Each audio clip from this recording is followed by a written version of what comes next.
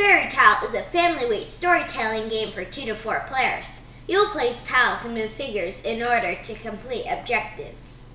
Yellow provided this copy in exchange for an honest review. Put the 3 land tiles with white corners together so the corners make a circle. Shuffle the remaining tiles and keep them nearby. Place the dragon, knight, and princess on their matching spaces. Give a magic token to each player blank side up. Shuffle and deal an equal number of page cards to all players. Players may draw and look at the top card, but the rest stay face down.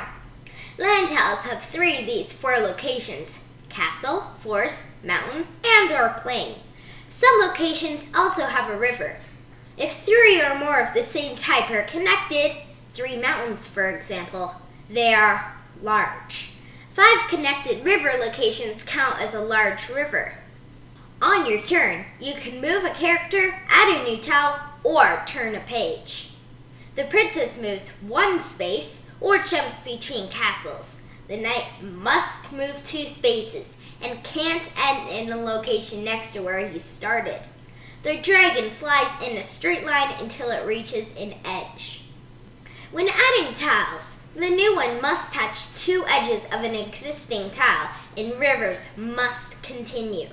If your tile will end a river, place it somewhere else. Continue playing even if the stack is empty. The blue words are your objective. This is why you're doing all that other stuff. Once you finish an objective, you can recount your adventure, which basically means read it out loud and place it face up next to your deck and draw a new card. Objectives usually need characters to be in or near a specific location or locations. The bottom dark text only applies to the end of the game. To turn a page, slide your card face down to the bottom of your deck. Draw a new card, then flip your magic token.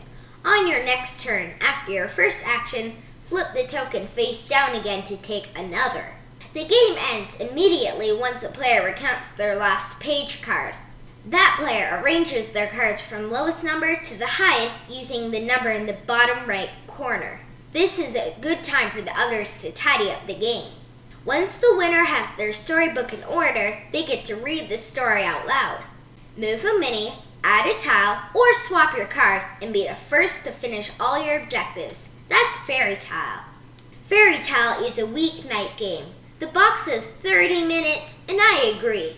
Setup and takedown take no time at all, especially if everyone helps. Tile placement games grow, so a dining room table is probably best. 2 players might get away with playing on a large coffee table. Aside from your deck and reference card, there are no play areas.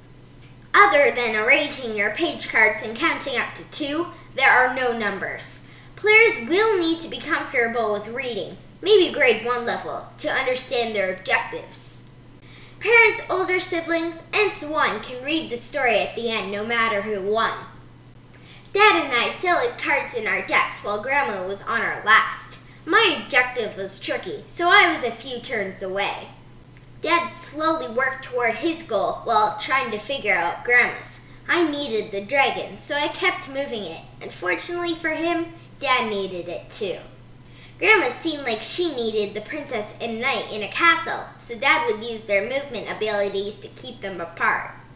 Grandma crept closer and closer to winning, while Dad and I played tug of war. Frustrated, he warped the princess away so he could focus on the dragon again.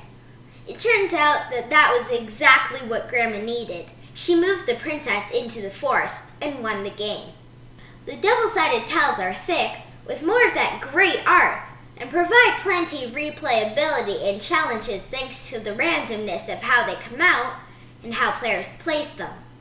You can always do something. Even if someone else moves the piece you need, go place the tile or swap your card and enchant your token. This game can easily support expansions, and I don't want to say it needs them, but they wouldn't hurt.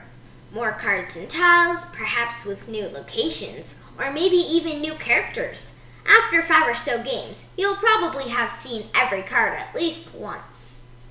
The objectives, art, and story come together nicely at the end. You'll need your imagination to connect some cards.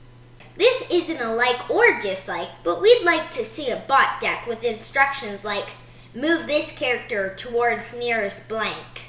We might try that. It could make two-player games more interesting. Right now, I can't see why I'd ever play this with fewer than 3 people.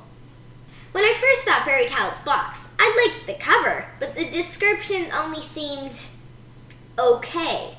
When my dad taught us how to play, I liked the components, but the rules only sounded okay.